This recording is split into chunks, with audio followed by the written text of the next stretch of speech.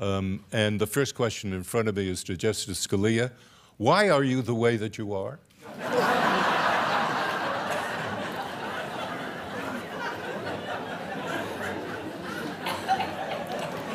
You could hit a home run on that. The devil makes me do it. Justice Ginsburg, the next question from Josh Gibson, who's a student at the Kennedy School. The First Amendment is a bit of a grab bag of free expression rights. Did the founders consider them decide against including others? Are there others that they or you would wish that had been included? Well, that was a concern about having a Bill of Rights, that if you wrote down what the rights were, maybe there were some you left out. And we do have this statement in the Ninth Amendment that says, the enumeration of certain rights shall not be construed to deny or disparage others. Well, one thing that we didn't bring out before is the First Amendment is the First Amendment. But the first thing that was on the mind of the framers was not freedom of speech or of the press. It was about not having an established church. The first thing is no law respecting the establishment of religion. And then the freedom side of it, or prohibiting the free exercise there was. So the first thing that they didn't want to have was a Church of England. But and that's then, kind of a negative. I mean, it's something you cannot do. yes. But what's the positive side of that would be freedom of religion, that Yes. you can... It's all negative. I mean, it's all saying what the government cannot do. It is all limitations upon the government. That's what the whole Bill of Rights is. The government can't do this, the government can't do that, the government can't do the other thing. They're all negative.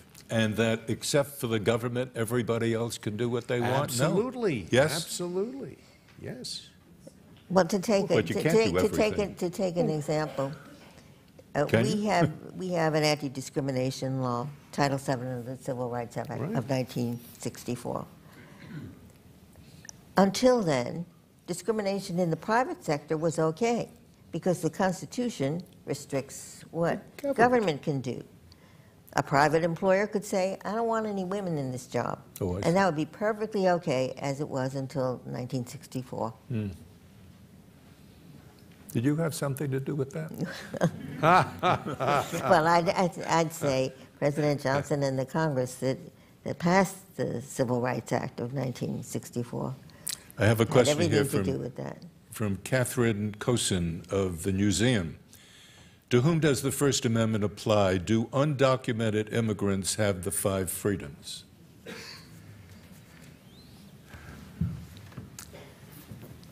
Oh, I think so. I think anybody who's present in the United States has protections under the United States Constitution.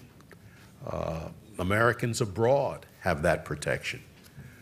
Other people abroad do not. They don't have the protections of our Constitution.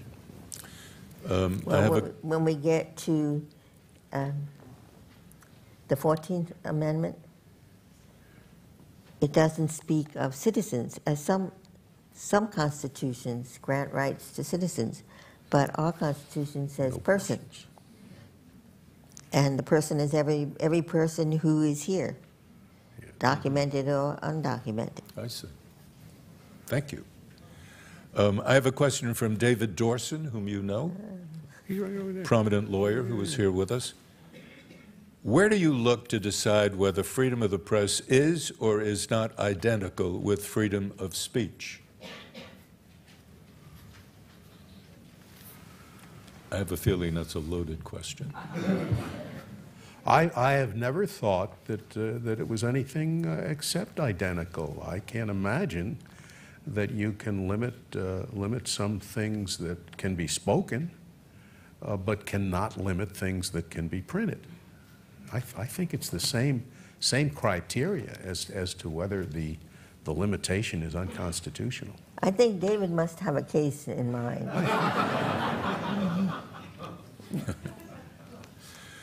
A question here from Nikki Schnaub of U.S. News and World Report. Was there any case that rattled your friendship?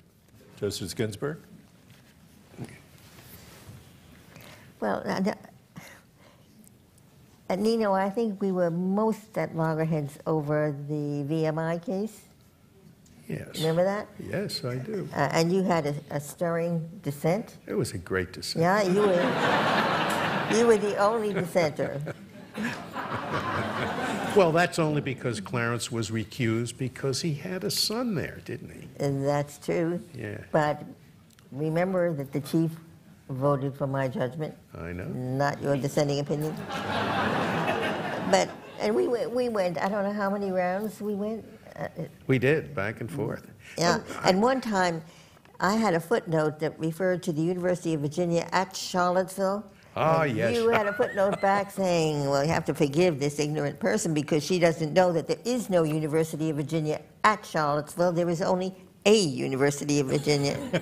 And she even talked about the campus of the University of Virginia, my goodness. But you know what he did do? He wasn't finished writing the dissent. It was getting rather late. We were into June already. He gave me what was the penultimate copy of his dissent. He wasn't ready to circulate it yet, but he came to my chambers and gave it to me and said, I want to give you as much time as I can to answer this. So I went off to my circuit judicial conference, read the thing on the plane, and it ruined my whole weekend. But that he gave me the extra days to respond. I really appreciated that. I have never gotten angry at Ruth or at any of my colleagues because of the way they voted in an opinion. I mean, if you cannot disagree with your colleagues on the law without taking it personally, you ought to get another day job. I mean, it's just not the kind of a job that will allow you to behave that way. So Ruth and I disagree on the law all the time. It's never had anything to do with our friendship. And we do also have a difference in style. I'd say people might regard my opinions as rather dull, boring.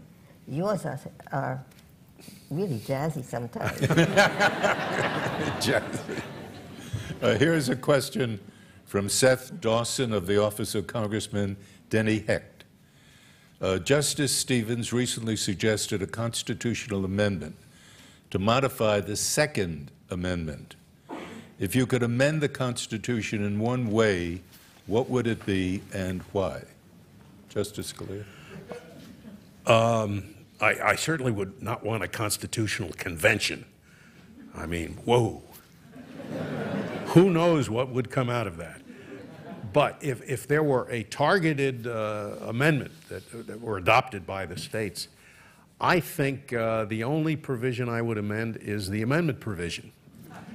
I figured out at one time what percentage of the populace could prevent an amendment to the Constitution. And if you take a bare majority in the smallest states by population, I think something less than 2% of the people can prevent a constitutional amendment.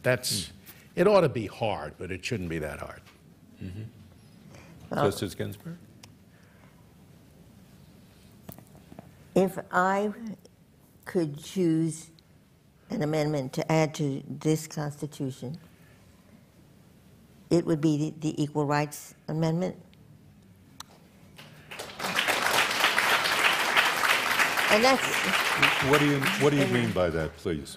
How would you define that? It means that women are people equal in stature before the law. That's fundamental constitutional principle.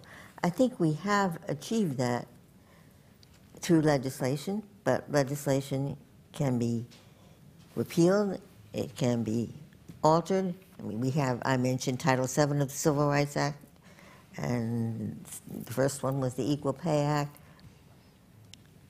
But that principle belongs in our Constitution. It is in every Constitution written since the Second World War. So I would like my granddaughters, when they pick up the Constitution, to see that notion that women and men are persons of equal stature. I'd like them to see that that is a basic principle of our society.